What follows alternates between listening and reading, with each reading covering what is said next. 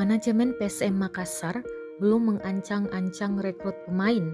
Media Officer PSM Sulaiman Abdul Karim menyampaikan pembicaraan belum ada sampai untuk perombakan skuad, sebab kompetisi Liga 1 2022-2023 baru memasuki pekan ke-11, masih jauh dari putaran kedua.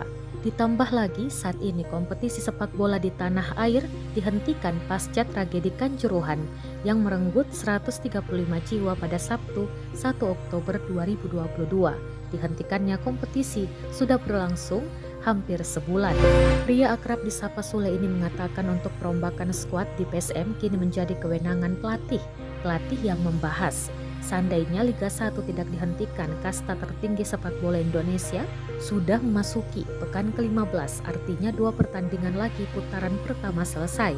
Bahkan, bursa transfer pun bakal dibuka sebab dalam regulasi Liga 1 2022-2023 disebutkan periode kedua bursa transfer dimulai 4 November sampai 2 Desember 2022. Skuad PSM sejauh ini tampil garang di Liga 1 musim ini.